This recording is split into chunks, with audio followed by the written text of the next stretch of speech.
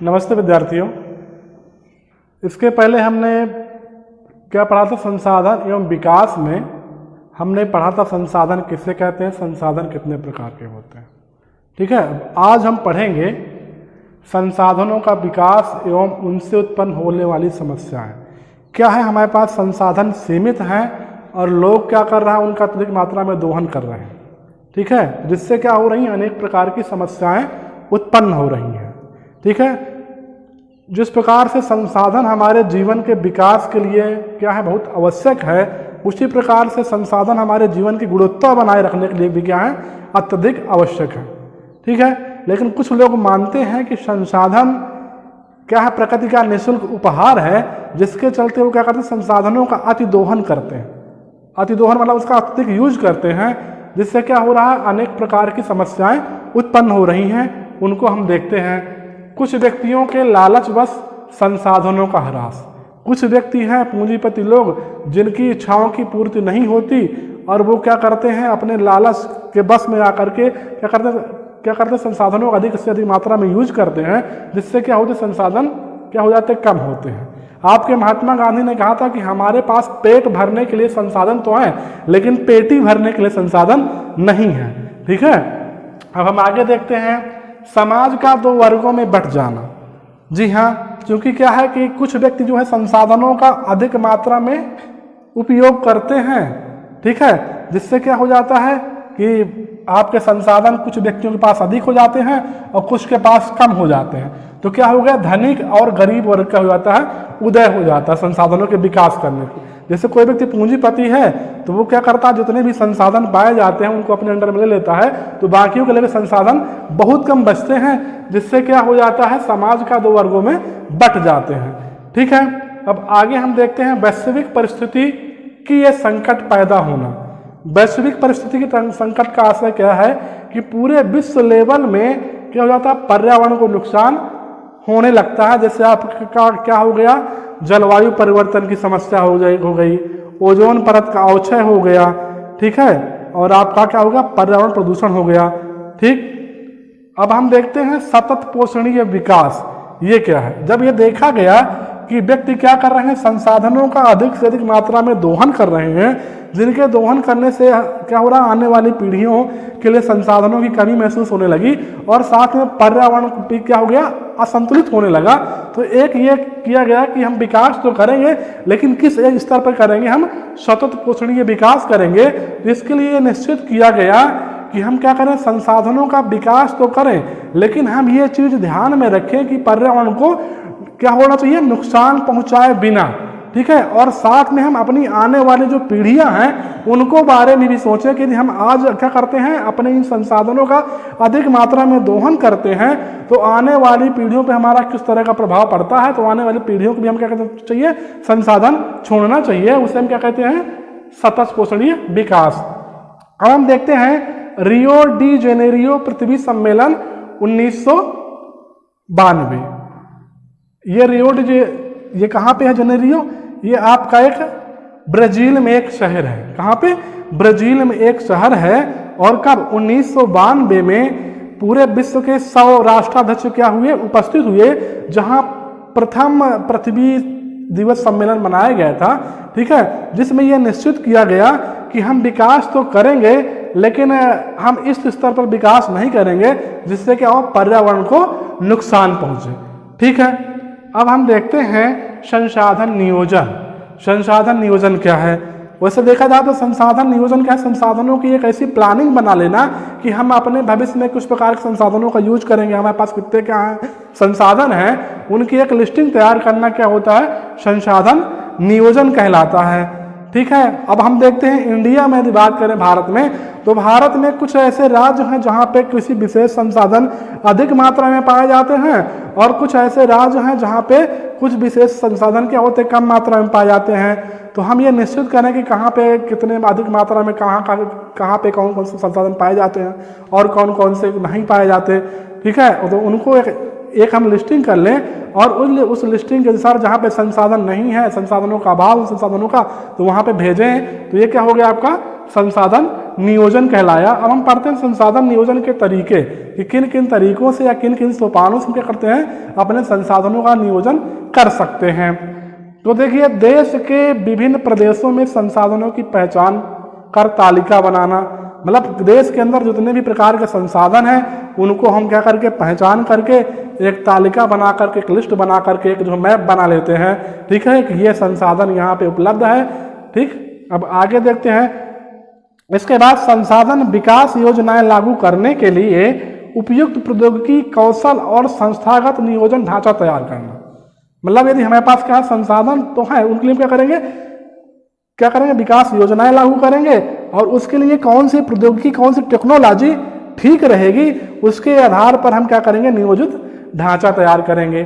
तीसरा आपका क्या है, संसाधन विकास योजनाओं और राष्ट्रीय विकास योजनाओं में समन्वय स्थापित करेंगे। यानी कि आपकी जो राष्ट्रीय विकास योजनाएं होती हैं, नेशनल प्लानिंग होती हैं, तो उनको कोई नुकसान ना हो, और जो आप क्या होती हैं, आपकी ये योजनाएं होती है, संसाधन विकास योजना होती है, तो दोनों के बीच क्या होना चाहिए, एक प्रकार का समन्वय होना चाहिए कि दोनों एक दूसरे से क्या होना चाहिए, किसी को नुकसान ना होना चाहिए। हाँ, अब आगे हम देखते हैं संसाधन संरक्षण। संसाधन संरक्षण का सीधा आशा ये है कि संसाधन को हम कैसे बचाएं, जो कि व्यक्ति करते क्या है कि वो आधाधुंध यूज करने से संसाधन बहुत कम हो रहे हैं, और हमारे पास संसाधन बहुत सीमित मात्रा में है, बहुत ज़्यादा तो है नहीं, ठीक है। इसलिए हमें क्या करना है, इन संसाधनों को बचाना ही संसाधन संरक्षण कहलाता है। क्या करना, इन संसाधनों को बचाना और विवेकपूर्ण ढंग से यूज करना, मतलब हम ऐसी प्रौद्योगिकी विकसित करें जिससे हमारा क्या हो जाए, कार्य भी हो जाए और हमारे संसाधन कम लगे। जैसे आप पहले जो है, मैं एग्जाम्पल देता हूँ, पहले बल्ब आप पहले 100 वाट का जलाते रहें तो उसमें 100 वाट लाइट जो है खर्च होती रही। अब उसी में हमारे क्या हुआ, टेक्नोलॉजी ने क्या किया, विकसित किया, आपके एलईडी बल्ब को क्या कर दिया, विकास कर दिया। क्या कर दिया, एलईडी बल्बों का क्या कर दिया, विकास कर दिया, जिससे क्या हुई, 7 वाट 5 वाट के बल्ब आते हैं जिनमें से प्रकाश भी उतना होता है, और क्या हो रहा है, हमारी संसाधन या फिर हमारी बिजली भी क्या हो रही है, बचत हो रही है। तो हम ऐसी तकनीक विकसित करें जिससे क्या हो, हमारे संसाधन कम मात्रा में खर्च हो।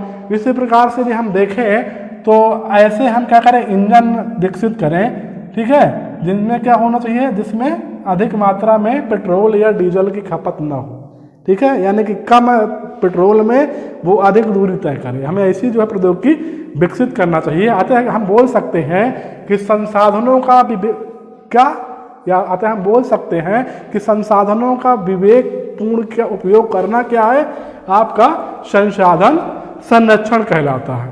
ठीक है, अब हम देखते हैं भू संसाधन। ये सबसे महत्वपूर्ण संसाधन है जो क्या है, सीमित मात्रा में है। भूमि क्या है, हमारे पास सीमित मात्रा में है, अतः हमें इसका विवेकपूर्ण और संगठित ढंग से उपयोग करना चाहिए। जितना भी हमारे कार्य होते हैं, जितने भी हमारे संसाधन उपलब्ध हैं, इनमें से 95% संसाधन हमारे कहाँ से प्राप्त होते हैं, भूमि से प्राप्त होते हैं। ये महत्वपूर्ण संसाधन है। जितने भी हम क्रियाकलाप करते हैं सब कहाँ करते हैं, भूमि में ही करते हैं। ठीक है, अब हम देखते हैं कि जो हमारी भूमि है, पृथ्वी है, उसमें जो है आकृतियों के अंतर्गत कितने क्या भूभाग हैं। तो सर्वाधिक आप देखेंगे 43 क्या %, ठीक है, यानी कि 43% भाग में क्या है, मैदान है। जो मैदान किसके लिए ठीक रहेगी, आपकी कृषि के लिए ठीक रहेगा और उद्योग लगाने के हिसाब से क्या होगा, ठीक रहेगा। ठीक है, अब हम आगे देखते हैं 27% में क्या है, आपके पृथ्वी में क्या है, आपका पठार है, जहाँ पे क्या पाए जाते हैं, यहाँ पे खनिज पाए जाते हैं और जीवाश्म ईंधन पाए जाते हैं, और यहाँ पे आपके वन बहुत अधिक मात्रा में पाए जाते हैं। उसी प्रकार से आप देखेंगे 30% भाग में आपके पर्वत हैं और यहाँ से अनेक प्रकार की नदियाँ निकलती हैं। अतः ये आपका एक प्रकार का पर्यटक का विकास हो सकता है यहाँ पे। ठीक है, अब हम इसको क्या किया, हमने समझा। अब देखते हैं राष्ट्रीय वन नीति 1952। ठीक है, इसके अनुसार यह निश्चित किया गया था कि जितना ये भूभाग है पृथ्वी का, उसमें यदि आप पर्यावरण को संतुलित करना चाहते हैं, रखना चाहते हैं, तो 33%, कितना, 33% वनारोपण करना बहुत जरूरी है। यदि इतने से क्या होता कम होता है तो अनेक प्रकार की वैश्विक समस्याएं उत्पन्न हो सकती हैं। ठीक है, अब यदि देखते हैं यदि मतलब अभी हमारे पास कितने भाग में वन है, तो अभी हमारे पास 22 दशमलव कुछ भाग में वन है, जो सॉरी 19 दशमलव कुछ भाग में वन है, जो कि क्या है बहुत कम समझ में आ रहा है। ठीक है, अब हम देखते हैं भू निम्नीकरण। निम्नीकरण क्या है?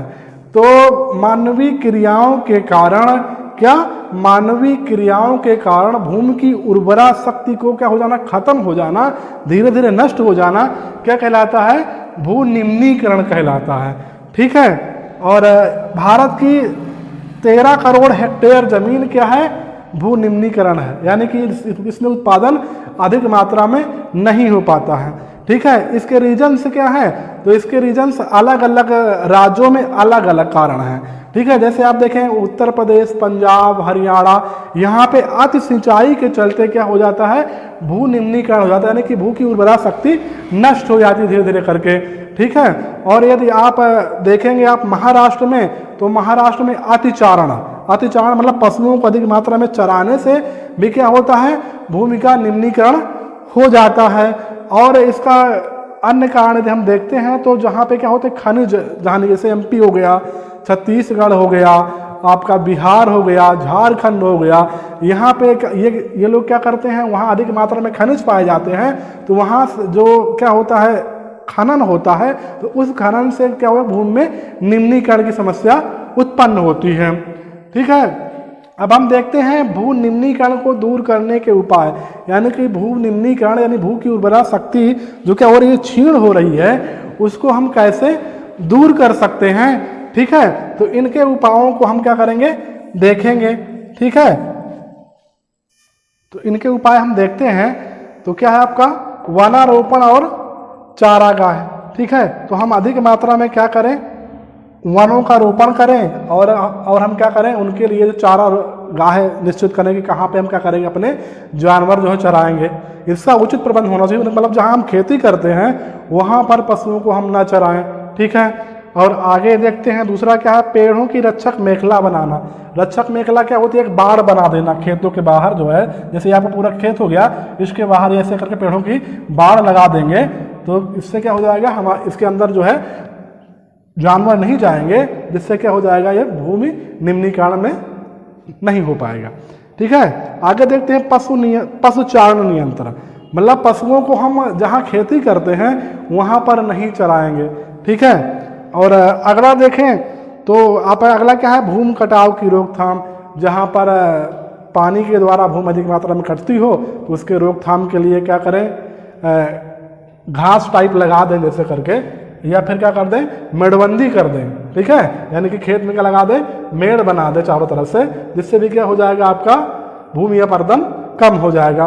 अब आगे देखें औद्योगिक जल का उचित प्रबंध। जो उद्योगों से जल निकलता है अपशिष्ट जल, ठीक है, उसका क्या करें, हम उचित प्रबंध करें, उसको हम खाली जमीन पर ऐसे न छोड़ें। साथ में ये हमारे प्लास्टिक जो होते हैं, तो यानी कि आपकी जो पॉलीथीन होती है, इसका भी हम क्या करें, कम से कम मात्रा में यूज करें, या फिर हम एक भी यूज न करें। ठीक है, ठीक, आज इतना ही, अब अगले वीडियो में आगे देखेंगे। ठीक, धन्यवाद।